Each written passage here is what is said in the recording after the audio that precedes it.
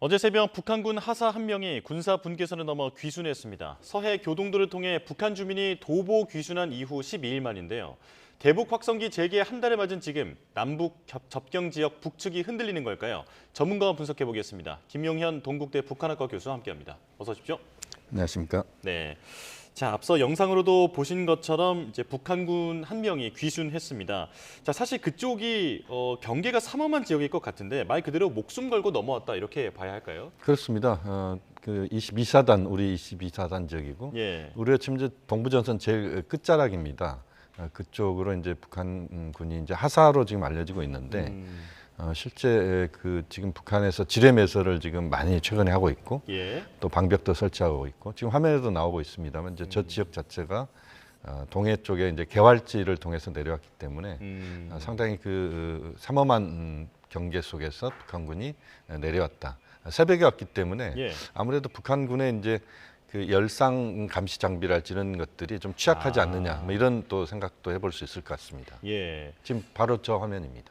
지금 하사라고 말씀해 주셨는데 북한 계급으로 보면은 하전사 뭐 이렇게 부르는 것 같기도 하더라고요. 네네네. 자 그렇다면 이 북한 군인이 지금 걸어서 왔기 때문에 네네. 이곳의 질이라든지 혹은 어떤 지뢰가 매설되어 있는 위치라든지 이런 걸 잘 알고 있지 않았을까 싶거든요. 그렇습니다. 아마 그럴 가능성이 매우 높다고 봐야 되겠죠. 이제 최근에 지뢰 매설이나 이런 것을 북한 군인들이 전 그 MDL 지역에서 실시를 했지 않습니까? 예. 그 과정에서 동해상에서도 아마 이제 그런 작업들을 했을 것이고 보통 북한 군인들의 근무 기간이 뭐 10년 가까이 되기 때문에 그 특정 지역의 질이나 이런 것들은 뭐 환하다 이렇게 봐야 될 것 같고요. 예. 지금 이제 지도에다 나옵니다만 저 지역에 북한군이 내려오는 그 과정 자체는 상당히 그 우리가 생각할 때 쉽지 않을 것이다 이렇게 볼 수도 있지만 최근 들어서도 그렇고 저쪽 지역으로 북한 군인들이 간간히 내려왔던 지역입니다. 아, 예. 다른 지역보다는 많은 귀순이 이루어졌던 공간이고 상대적으로 북한 쪽에서도 좀 약간 취약한 그런 곳이다 이렇게 봐야 될 것 같습니다. 예. 그 최근에 북한이 그 남북 단절 조치라고 해서 방벽도 건설하고 지뢰도 매설하고 하지 않았습니까? 네네. 지금 이번에 귀순한 군인이 그 작업에 직접 동원됐을 가능성도 있겠죠. 그렇죠. 아마 그 가능성이 저는 매우 높다고 보는데요. 예. 그 이번 귀순한 그 북한 하사 예. 실제 그 경로가 이제 아직 공개는 되지 않았습니다만 이제 남쪽으로 내려온 그 경로들을 보면 아마 지뢰 지역을 우회하거나 또 개활지란 표현이 지금 나오고 있는데 예. 동해안 쪽 보면은 그 바닷가 쪽으로는 모래사장들이 많이 펼쳐져 있습니다. 그리고 지금 동해선 우리 기차가 이제 북쪽으로 가는 동해선이 일부 거기에 뚫려 있는데 그 동해선 철로길을 따라서 온다면 아마 그 지뢰는 피할 수 있다 이렇게 봐야 될 것 같고요. 어쨌든 그 지역을 잘 아는 북한 군인이 내려왔기 때문에 아마 실제 그 귀순이 제대로 이루어지지 않았나 하는 그런 판단입니다. 네. 자, 앞서 북한군이 자주 내려왔던 곳이다 이렇게 말씀을 해주셨는데 네네네. 지금 이곳이 22사단이 관할하는 지역인데 월책 귀순 그리고 오리발 귀순 등의 논란이 있었던 곳 아니겠습니까? 네네네. 자, 이번에는 우리 군이 정상적인 유도 작전을 성공적으로 펼쳤다 이렇게 밝혔는데 네네. 우리 측의 경계는 제대로 이루어지고 있는 걸까요? 그렇죠. 뭐 그렇게 봐야 되겠습니다. 이번에 이제 보면 북한 군인이 최초로 우리 열상 감시 장비에 이제 노출이 돼서 예. 그 과정을 다 보고 있었다는 거 아니겠습니까? 그리고 이제 혹여 북한 군인들이 이제 그것을 추격할 수 있기 때문에 거기에 대한 대응도 하는 것이고 그 과정에서 이제 무장 병력을 우리가 바로 투입을 할 수도 있는 상황일 수 있기 때문에 네. 어떤 그 돌발 상황에 대한 여러 가지 준비를 하는 것이고 그리고 북측의 군이 이제 MDL을 넘어서는 순간 우리가 그 북측 군인을 이제 바로 그 인수인계하는 뭐 이런 식의 어떤 과정들이 아마 우리 군 쪽에는 계속 그 훈련을 하고 있을 겁니다. 그래서 예. 그 훈련의 그 범위 내에서 아마 이번 귀순이 이루어진 것이다 이렇게 봐야 될 것 같습니다. 네. 자, 그런데 지난번 교동도 주민 귀순 때도 그렇고 이번에도 네네. 그렇고 네네. 귀순 유도 작전이라는 표현이 이제 군 발표에서 자주 나오더라고요. 네네네. 이게 어떤 식으로 이루어지는 겁니까? 결국에 이제 보면 최초의 북측에 대해서 우리가 뭐 평상시에도 네. 특히 야간에 이제 북측 지역에 대한 여러 이중 삼중의 이제 감시 체계를 작동시킵니다. 예. 과학화된 장비가 동원되기도 하고, 그 다음에 이제 그 육안으로 우리가 목측이라고도 이야기를 합니다만 이제 육안으로 그것을 보고 여러 경로를 통해서 이제 감시 장비가 동원되고 우리 군인들이 직접 그 상황을 체크를 하는 것이죠. 예. 그 과정에서 이제 전체적으로 뭐가 문제가 생기거나 어떤 특별한 상황이 발생했을 때는 우리 쪽에서 전반적인 어떤 뭐 중대 대대급 또는 사단급까지 그 비상이 걸릴 수도 있는 것이고 예. 그 과정에서 이제 그 전체 상황에 대한 그 관리를 하는 차원에서의 그 준비가 이루어진다 이렇게 봐야 될 것 같습니다. 예. 예. 그러면서 주요한 병력들의 어떤 그 출동 대기 상태도 확인이 되는 것이고 그 과정에서 여러 가지 발생할 수 있는 다양한 상황들에 대한 대처 여기에 대한 훈련을 하고 있기 때문에 네네. 그 과정에서 실제 기순 유도 작전이라고 하는 것 자체가 제대로 작동될 수 있다 이렇게 봐야 되겠습니다. 예, 그러니까 이제 귀순 의사를 밝히면 이제 안전한 지역으로 좀 안내를 하기도 하면서 그리고 네네. 돌발 상황에 대한 군사적인 대비도 하고 있다. 그렇습니다. 네, 이렇게 말씀해 주셨는데요. 네. 자, 그런데 이번에 북측에서는 총성 한 발 울리지 않았습니다. 네, 그렇습니다. 걸어왔잖아요. 네네네. 자, 그런데도 이렇게 좀 경계가 느슨했던 이유는 뭐라고 보십니까? 경계가 느슨했던 이유는 이제 그 상황을 우리가 봐야 되겠습니다만 예.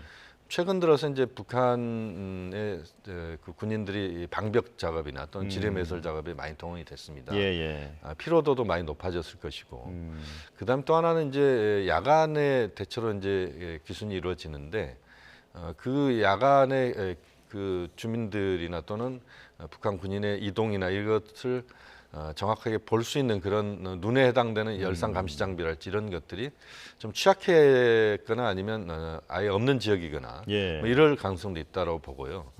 그 과정에서 이제 그 가장 새벽이라고 하는 시간 자체가 예.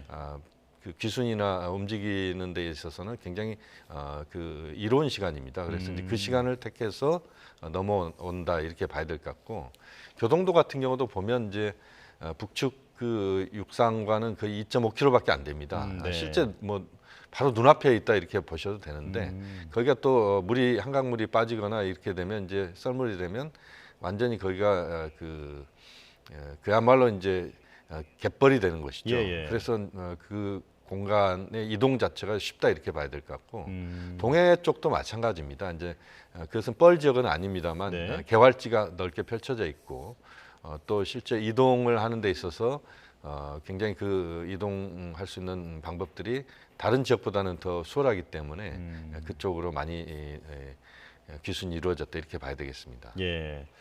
자, 그리고 이제 대북 확성기에 영향이 있었을 것인가 이 부분도 많은 관심을 받고 있습니다. 네네. 지금 이제 하사라고 하면 젊은 측 그러니까 북한식 MZ 세대라고 할 수 있는 장마당 세대 아니겠습니까? 네네. 자, 이런 사람들은 대북 확성기의 영향을 많이 받는다고 하던데 사실입니까?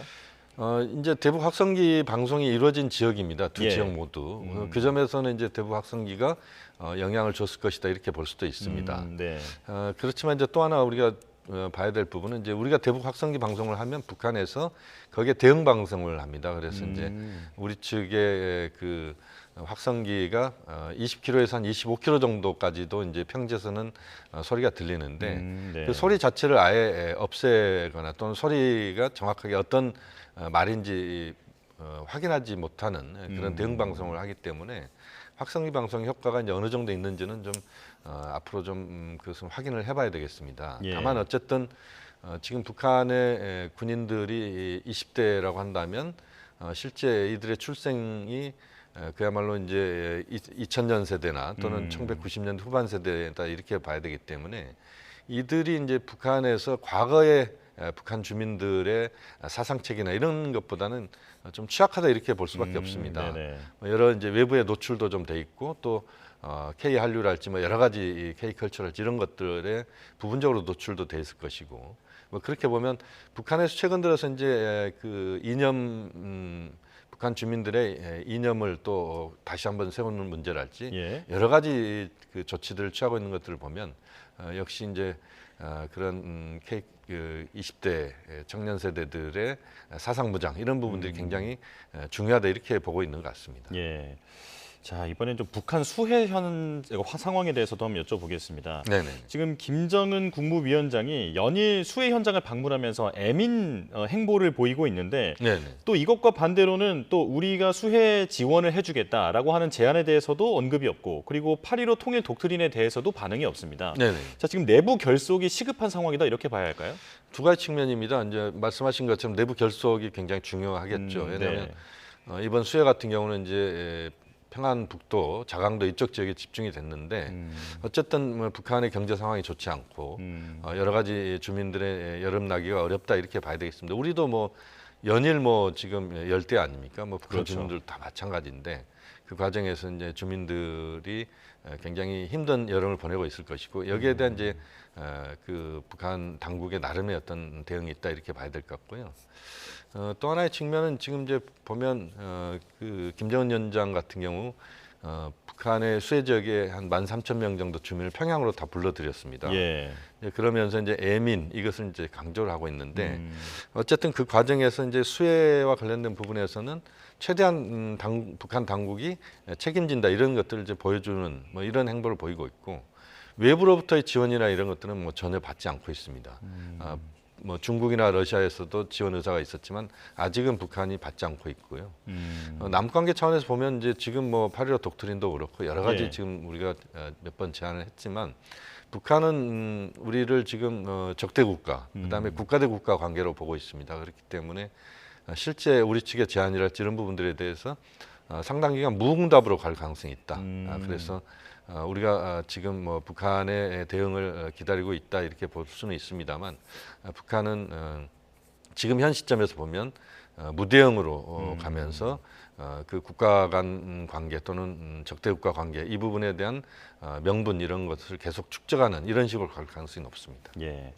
자, 5년 만에 북한군 귀순으로 지금 북측 내부의 상황, 분위기가 어떤지 지금 전문가와 짚어봤는데요. 혹시나 이런 게 또 도발로도 이어질 수 있기 때문에 우리도 네. 계속해서 주목을 해야 할 것 같습니다. 자, 김용현 동국대 북한학과 교수와 함께했습니다. 고맙습니다.